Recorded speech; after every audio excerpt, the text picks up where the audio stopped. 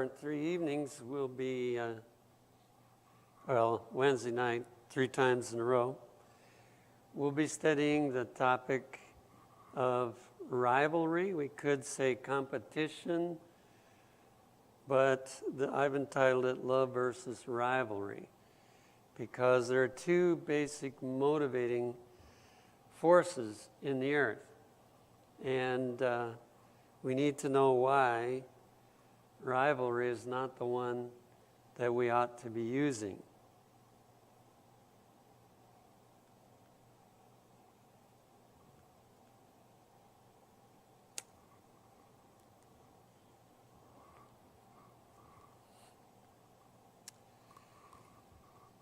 We know that love is of God. Here's just a few texts.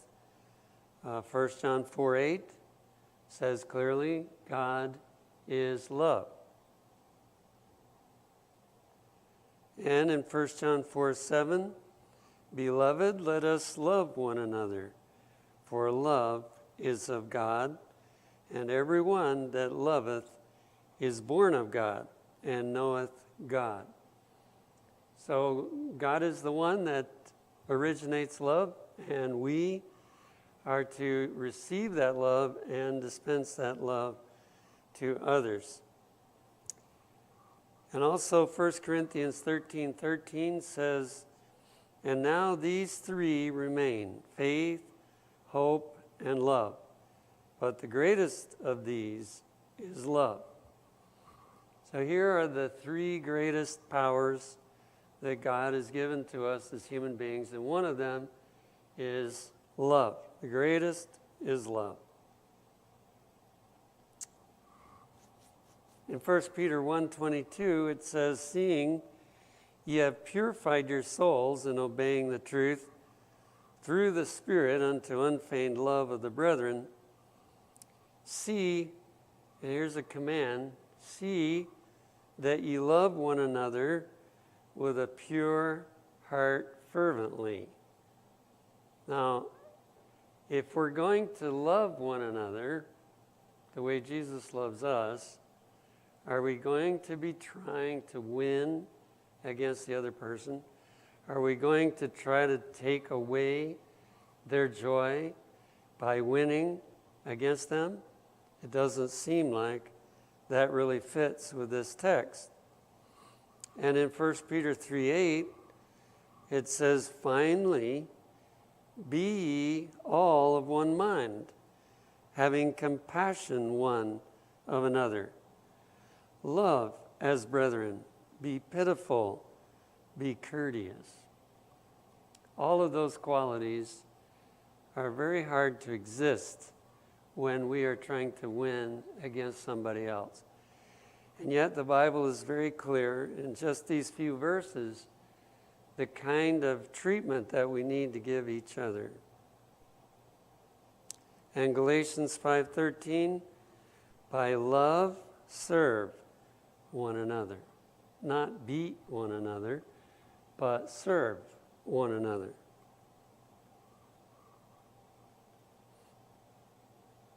Romans 12:10, be kindly affectioned one to another with brotherly love, in honor, preferring one another. Mark Finley one time shared that if Christians played basketball, the object of the game would be to help the opposite team make as many baskets as possible. Now, of course, the question is, who would play basketball on that kind of program? Very few people would be interested in playing basketball. But you can see why he said that here. If we are in honor preferring one another, if we're trying to help the other one be happy, the other one to succeed, then we're not focused on trying to make ourselves succeed against them especially. In fact, 1 John 3:16 says, we ought to lay down our lives for the brethren. That's how much we are to care about them, that we would even be willing to lay down our life And most people can't even lose the game in order that their friend would be happy. They are determined to win against their friend. John chapter 13, verse 34 and 5, a new commandment I give unto you, that ye love one another. And here is the qualifier, as I have loved you. Do we find any example in the life of Jesus where he wanted to win something so that someone else would lose? No, we don't see any of that. That ye love one another as I have loved you, that ye also love one another. By this shall all men know that ye are my disciples, if ye have love one to another. Now, what we're studying has to do in several areas of life. The two main areas are games. I don't believe that games that pit one person against another are appropriate in a Christian school or in the life of the Christian at all. And in school, rivalry, competition, it has no place in the school. I can still remember a young man when I was going to academy, and he and I were, of course that was before I knew what I'm going to share with you, but every time a test would be taken, he would come over and try to see what score I got. And if I scored a little higher than him, now I wasn't trying to beat him, it wasn't really my orientation, even though I didn't know what I'm sharing with you, but I could see that he was very competitive. And so if I was a little higher than him, he was very sad. But if he got a little higher than me, he was just so happy, and you could tell he was just feeling like I'm better than you. I scored higher than you. So, that isn't a pleasant experience. I didn't enjoy that experience of him gloating over getting a higher score. In Isaiah 14, verse 13 and 14, we find, where did this rivalry, this competitive spirit, where did it start? For thou hast said in thine heart, I will ascend into heaven. I will exalt my throne above the stars of God. I will sit also upon the mount of the congregation in the sides of the north. I will ascend above the heights of the clouds. I will be like the Most High. We know that Satan, Lucifer he was called then, was a created being. God was not. So he was seeing a mirage, really, to think that he could rise to the level that God was or rise even above him. But that's what the spirit of rivalry puts into our heart. And so Lucifer got started with this idea of trying to win above God. And he inspires his followers and those that don't know about this subject. He inspires them to enjoy and want the stimulation of battling against somebody else. And, there is some value in it to get people motivated, and that's why it gets used. When people have the fear of losing a game, they're going to work harder, they're going to practice more because they don't like the feeling of losing. And in school, if we can pit one student against the other, the same thing seems to work, to motivate people. But the question is, and we're going to look deeper into this, is that the best motivating practice? Isn't there something better than that that will stimulate people to do better? Yes, I believe love will stimulate people more. Now, there may be a time of transition. You know, when you're used to being stimulated to do your best by not wanting to fail or not wanting to be looked down upon because you did poorly, it takes a while to learn to steady for the love of it. And some people never get there, I don't think. They're so used to being pressured.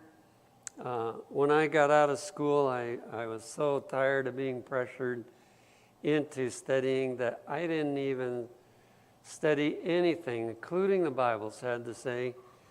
I didn't open any book for a couple of years. I was just burned out on being pushed to study. And then after that, I began to learn how to study because you love to study. And when you love to study, you will actually be more faithful.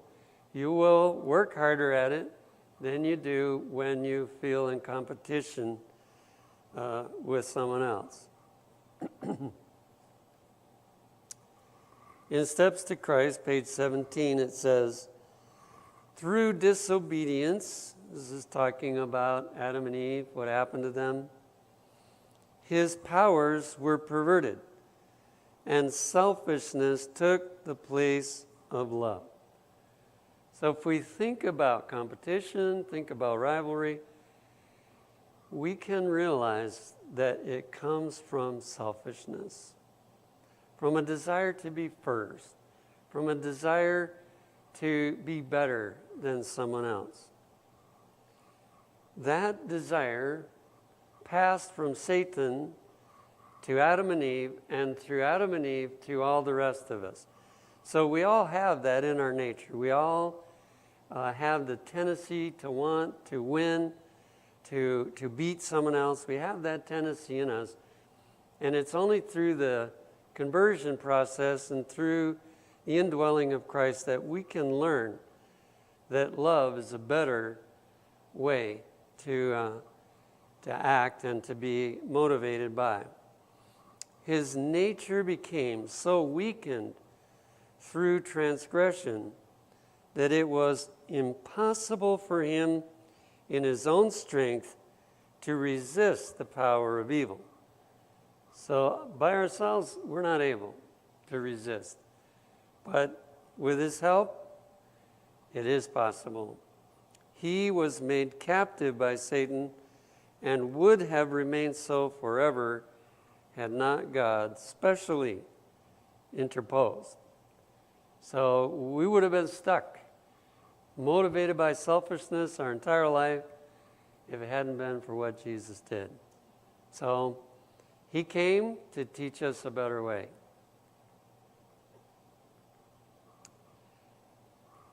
In Ecclesiastes 4, verse 4, Solomon said, I considered all toil and all achievement and saw that it comes from rivalry between man and man. This too is emptiness and chasing the wind. So I suppose that some people would find it out if nobody helped them at all, because it's a principle. It's emptiness.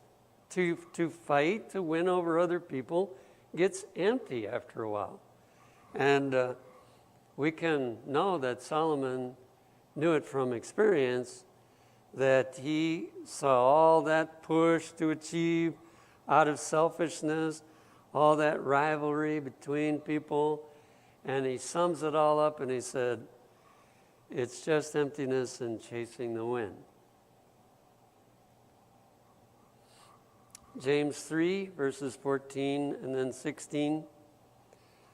But if you are harboring bitter jealousy and selfish ambition in your hearts, consider whether your claims are not false and a defiance of the truth. For with jealousy and ambition, and the J.B. Phillips translation puts the word rivalry in there. So, for with jealousy and ambition or rivalry come disorder and evil of every kind. Now, I heard of a game. I don't know what the game was. I think it might have been football, which is a game that God has told us not to play. But at Oakwood College, they had a football match between the Oakwood team and some other team. And Oakwood didn't do so well against the other team. And the players got so mad, and there was such a terrible disorder, like it says here, that the police had to be called in to break up the problem. Now, you know, the only safety is to not get started, because you can't say what you will do. When you really get upset, if you lose your temper because you don't like what happened, the best thing is not to have the rivalry in the first place. Then you won't get tempted to do those kind of things. So James is trying to open our eyes to the results of these activities.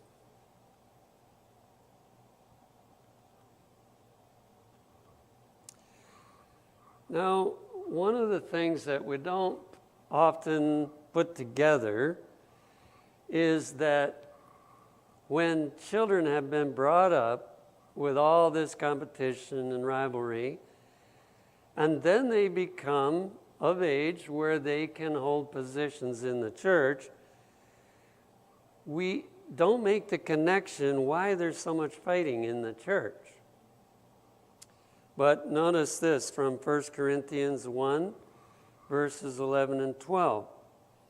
For it hath been declared unto me of you, my brethren, by them which are of the house of Chloe, that there are contentions among you. Now this I say, that every one of you saith, I am of Paul. In other words, I think Paul is the best preacher, so I am following Paul. Another group, and I of Apollos. So Apollos was apparently a pretty gifted speaker, and so some people said, no, not Paul. Apollos is the one. And a third group, and I of Cephas. So they were behind Peter. And the last group, I'm sure they thought, we are the best group. And I of Christ. So they had 4 groups in the church, each group claiming that their teacher was the best teacher. And Paul said, wait a minute, this is not Christian behavior. We are not divided, we are together. Different instruments are used by God to bring a blessing, but we need to accept all the instruments that God sends and not develop this competitive attitude that my teacher's better than your teacher and this type of thing.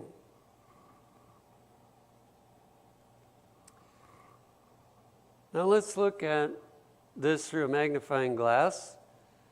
In the book Education, page 190, it says the student should understand the nature of the 2 principles that are contending for supremacy, and should learn to trace their working through the records of history and prophecy to the great consummation.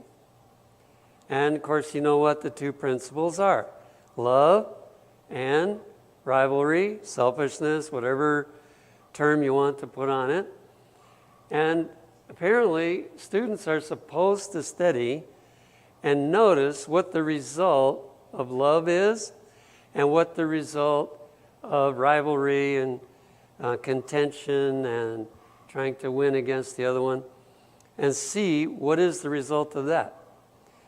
You know, one time our 2 sons had a little difficulty from time to time with each other, and they would sometimes have a little fight, and I would always break it up. But this one time I thought, maybe I should just let them go ahead and let them realize how bad this can get if I let them go ahead and fight. And so I didn't do anything. And it got worse and worse and worse, and I was afraid that they were actually going to seriously hurt one another, so I did finally stop it. But this is the problem, that we get in the path of being against each other, and it just keeps escalating. We can see the result if we look, if we pay attention to what happened. That's how countries get in war, because somebody does something the other one doesn't like, and so the second one does something worse, and then the first one does something again, and pretty soon they decide we're gonna fight each other. This is the spirit of rivalry. He should see how this controversy enters into every phase of human experience. So we got to be careful. It's in the church. It's everywhere. We have to see it and get rid of it by God's grace, because this rivalry is not a blessing. How in every act of life he himself reveals the one or the other of the two antagonistic motives, and how, whether he will or not, he is even now deciding upon which side of the controversy he will be found. So if we build this selfishness that we're born with through rivalry and competition, then it cultivates selfishness more and more and more. And, it's developing character. That's the problem. And it can get to where the character can't be changed because it has been cultivated so much. But on the other hand, if we cultivate love, that will also become a deep part of our character, and we will have a beautiful character when it's like that. Now, we have many experiences of life, and as you go through these experiences, you may be tempted to try to fight against what is going on. But that spirit of fighting against it is not helpful to our character.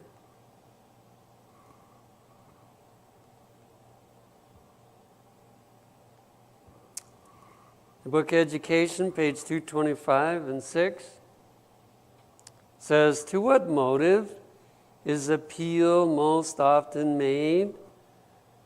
And the answer is to self-seeking. Let me just give you an example. You got a child, and the child is not really doing the best that you think they could do. And so you try to scare them by telling them they'll fail the class, or that they'll look bad in front of the other students because they're doing so poorly. What kind of motive are we appealing to in those kind of things? Self. What we need to do is talk to the child about how pleased Jesus is when they do their best. How much it means to Jesus, the one that was willing to come and die for them. How much it means to him when they do their best. And to help them see the future, that God has a plan for their life to do a work for him. And the better instrument they are, the better they can do the work that God has for them and accomplish more for him. And so once a child sees that, it's more motivating than trying to scare them or find some way in which to pressure them into, doing well. So we have to be careful. It says, to what motive is appeal most often made? To self-seeking. Much of the education given is a perversion of the name. It's not really education. It's perversion. Perverting the character, twisting the child, twisting the teenager or whatever, even adults. In true education, the selfish ambition, the greed for power, the disregard for the rights and needs of humanity that are the curse of our world find a counter-influence. So in school, the children are to learn to care about the other children. If I have something that the other child needs, or even at times wants, why can't I learn to have the joy of making them happy and give it to them? But usually, the whole idea is to keep it for myself and to not give it to them. And the baby starts out that way. That's the very nature of the baby. That, in fact, parents learn if you want to take something out of a baby's hand, you have to give them something else so that they'll let go of the other thing because, they're so selfish. They're not willing to give it. But through education, we are to change them from that character to the character of God. God's plan of life has a place for every human being. So, we can have job security. Now, we can't get our heart set on a certain job because if we do, we may want to fight to keep it. And that's what happens in the church. The head elder doesn't want to stop being the head elder. So, of course, in the church, we fight in different ways than they do outside the church. But people have their ways, and so there's a campaign that's going on before the nominating committee meets. And when you get together, the nominating committee may realize a change would be good, but they're really afraid to do it because they don't want to hurt somebody's feelings. But if you study carefully Pentecost, after Pentecost, they weren't worried who had what position. That was not the issue. The issue was, Lord, who's the best one to do this particular work? And if it's not me, then I will help that person get in that position because that's the one that God has for them. Can you imagine a church where everybody was like that? Or an institution where everybody was like that? To where they weren't trying to keep something or... Now, it works the other way too, Sometimes we come to people and say, would you be willing to do such and such a job? And they say, no, I don't want to do that. But if it's the job that God wants them to do, they need to be willing to do it. So this is what schools are supposed to be turning out, is people like that. God's plan of life has a place for every human being. That means you might not be able to keep the job that you would like to have, but you will have a job because God has a place for everybody, and we need to learn to be satisfied to be in the place all the time where He wants us to be. Each is to improve his talents to the utmost. There is one kind of competition that's okay. Competition with yourself. trying to do better than what you did the last time, but not comparing what we can do with what somebody else can do. When I was here as a student many, many years ago, there was a teacher here, and he hatched up this illustration about a race to illustrate what we're talking about. And in the race was all kinds of animals, a turtle, a rabbit, a dog, a cat, and they were all going to have a race to see who could get to the finish line the fastest. Now, is that a fair race? Absolutely not, because the turtle can't run as fast as the dog can or any of these others. They're all different. But what we forget is that people are different. And we should not expect the same out of everyone. Some people will be able to excel in one area, some in another area. Some will get it well, but they get it slower. And there's all kinds of differences. So when we pit one against the other, it's really not fair. And this is the reason a lot of students hate school. They don't do well in school. And why some students can pass everything with almost no study at all. So we need to have a different plan. Each is to improve his talents to the utmost. And faithfulness, there's a key. Faithfulness in doing this, be the gifts, few or many, entitles one to honor. So a student that studies hard and they get a C grade, although I'm not really in favor of grades like that. I think it fosters competition. But let's just take it and say they worked really hard and they got a C. Are they honored for getting a C? No. If they get an A, they're honored, but not if they get a C. But in God's system, he honors the one with the C because probably more than the one that got the A. Because the one that got the A didn't have to work very hard to get it. But the one that got the C worked really hard.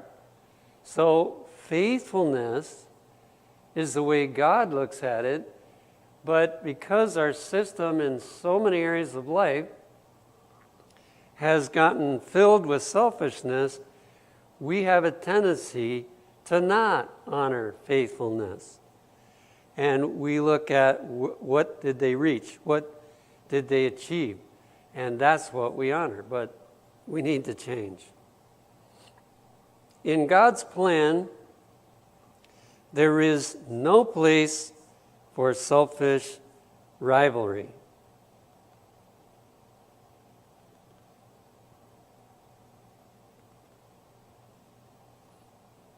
Now, let's look at a question. What is the basis of comparison?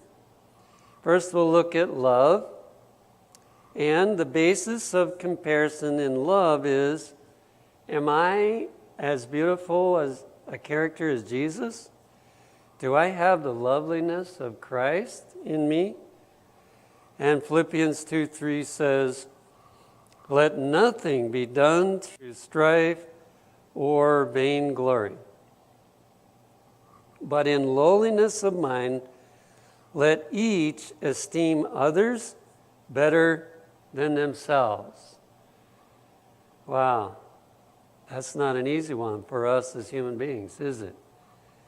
To be able to see our brother, our sister, as being better than ourselves. And we have to cultivate that spirit. We have to get it from Jesus.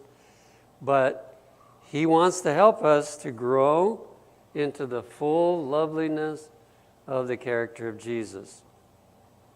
But now let's look at rivalry. 2 Corinthians 10:12.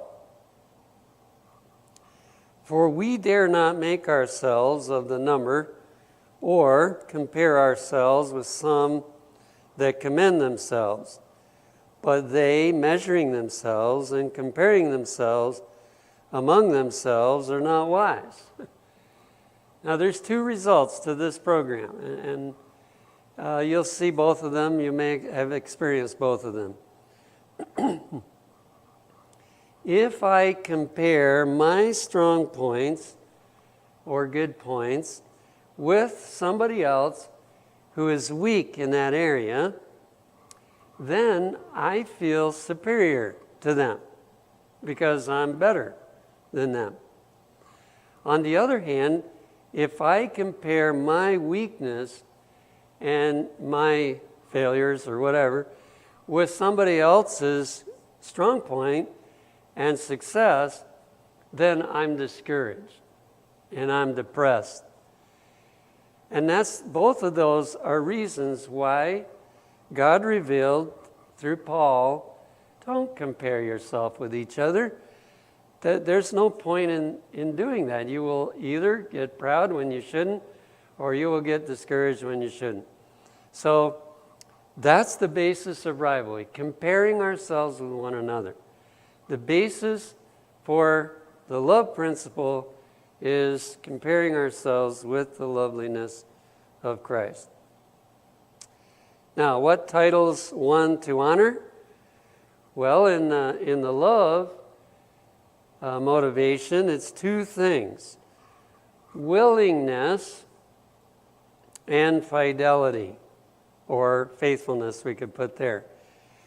So when a person is willing to do their best, willing to do something, God accepts that as a basis for honor. When they are faithful, once they take the task and they're faithful in that task, that's what entitles them to honor. But in the rivalry, in Fundamentals, page 286, it says, in our institutions of learning, there was to be exerted an influence that would counteract the influence of the world and give no encouragement to indulgence in appetite, in selfish gratification of the senses, in pride, ambition, love of praise and flattery, and strife for high rewards and honors as a recompense for good scholarship. All this was to be discouraged in our schools. Notice, there's a whole list here. We won't look at all of them, but we have to be careful about the love of praise and flattery. We do need to let people know when we appreciate something they've done, but flattery is actually a lie. It's not really the truth. We're trying to motivate them, but we're using a selfish way to motivate them, and that's not best. And then to have strife for rewards and honors, to give things to people if they really win. And you've seen all the trophies that they give for different sports and everything. All of that is a part of trying to cultivate selfishness so that they will go for that. And, the higher you are, the more valuable the trophy is, because they're trying to motivate people to really do their absolute best. And it's only the ones that do their best that get rewarded and honored. It says all this was to be discouraged in our schools. Now, where does each look for a reward? On the love program, Colossians 3:23 and 24, and whatsoever ye do, do it heartily as to the Lord. So we're not focused on what other people are thinking about what we're doing. We're focused on what does God think, and not unto men. knowing that of the Lord ye shall receive the reward of the inheritance, for ye serve the Lord Christ. You know, one of the areas where this lack of training shows itself, a lot of people get discouraged because nobody comes around and says, you're doing a really good job, and we're glad you work here. They don't say anything. You work day after day. Nobody says anything to let you know that they really appreciate it. Now, I'm not saying that leaders shouldn't tell people they appreciate it. I believe they should. But let's suppose they don't. Can we still be motivated? If we're motivated by love, yes, we still can be. Because we're looking at God. We're thinking, is God pleased with what I'm doing? Does he feel that I'm doing a good job? Does he feel that I'm being faithful? And if the answer is yes, we can keep on working whether anybody says they appreciate it or not. On the rivalry side, in Matthew 6:2, therefore, when thou doest thine alms, do not sound a trumpet before thee, as the hypocrites do in the synagogues and in the streets. Verily, I say unto you, they have their reward. So, you know, they developed a way to let everybody know that they were giving money to the cause of God. And so someone would, let everyone know what was going on. In fact, I've even wondered about a very small thing like an offering plate. You know, I saw in one or two churches that they had a bag. So when a person put their offering in, nobody knew what they put in. But when you have an offering plate, the next person or two or three people, once it goes by, they know what you put in. And if you put in quite a bit, or you didn't put in much, you know. Now, I don't know that people are really looking around to see how much people give, but that's just a tiny thing. The Jews went way overboard. They wanted to make sure that everybody knew how much they were giving. Now, if I win, what is the result to others? On the path of love, Hebrews 10:24, and let us consider one another to provoke unto love and to good works. Let's take an example. Let's suppose that I have a temper, which I do have some, not as bad as some people, but I do. And people are aware that under certain occasions I lose my temper. And then, after a while, they say, you know, Pastor Elwood hasn't lost his temper for a long time. If they are struggling with temper, the victory that I received will encourage them that they can gain the victory.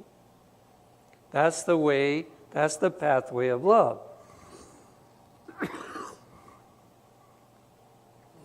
On the side of rivalry, 1 Corinthians 9:24, they which run in a race run all, but one receiveth the prize. So run that ye may obtain. Now, he's not telling us that we ought to play games here. He's not saying that. But he is saying that making it successfully to heaven is like running a race. We need to be interested in winning that race. Not so that somebody else loses that race, because if we win, it will encourage somebody else to win also. But we have to run with everything that's in us, because in the path of rivalry, only the one that gets there first gets it. or maybe the second and third, The first few, they get it, but the rest worked just as hard, and they didn't get anything.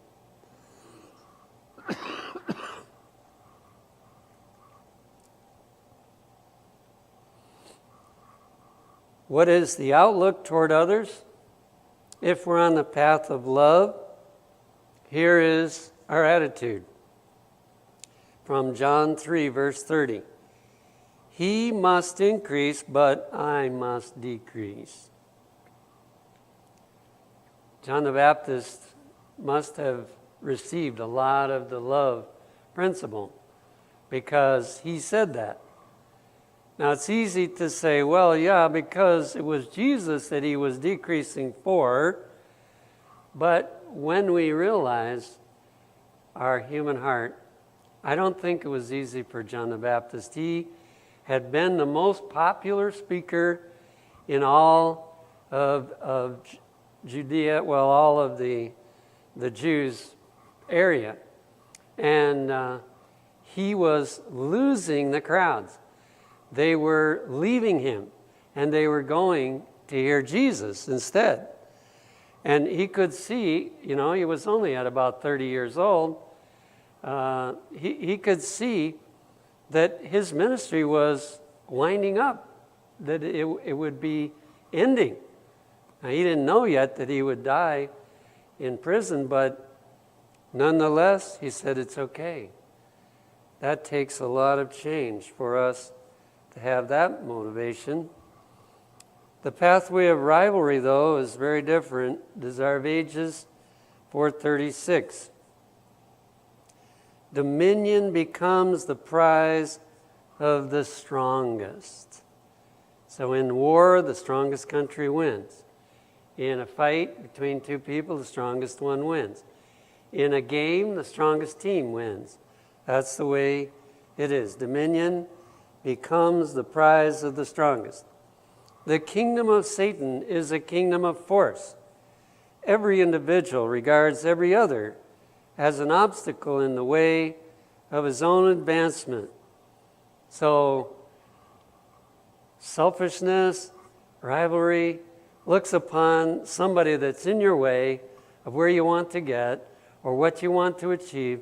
They're in the way, they're an obstacle, and you have to find a way to remove.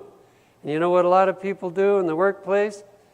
They go and say bad things about that person to try to get that person to be dismissed. That's not an unusual thing to happen because the individual sees that person as an obstacle in their way. But then there's another one, or a stepping stone on which he himself may climb to a higher place. So you've heard of buttering up people, you treat them really nice so they really like you. But what you're hoping is that they will assist you and that you can use them as a stepping stone to get to a higher position. This is what rivalry does when it is practiced all the way through school, and then we enter the workplace and the church, and that's how it acts and what it leads us to do. How many winners? Well, in the path of love, Acts of the Apostles says in 3:13, not one who is earnest and persevering will fail of success. So in God's plan, some people may be slower, some people may not even make it to the exact same level, but if they've been faithful, they will be successful. In fact, all may win. And the fact that one person wins helps another person to win instead of hindering them or keeping them away from winning.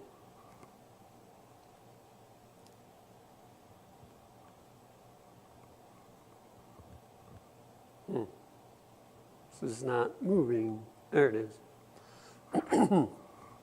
Now, in the path of rivalry, Acts of the Apostles 3:13, However eagerly and earnestly the runners might strive, the prize could be awarded to but one. One hand only could grasp the coveted garland. Some might put forth the utmost effort to obtain the prize, but as they reached forth the hand to secure it, another, an instant before them, might grasp the coveted treasure. Does that sound like a very nice program? No. And it doesn't mention it here, but there are people that have over-exerted themselves because they were so determined to have the prize, and they died before they could get the prize. So that's to the extreme, of the practice of rivalry. But God has a plan to help us get away from that. I dare say that every one of us here, including myself, have not fully gotten rid of the motivation of selfishness and rivalry. And so it's going to take a steadied effort to see where it is and to get rid of it and to do our work in a different way as we train others so that they will be trained in the pathway of love.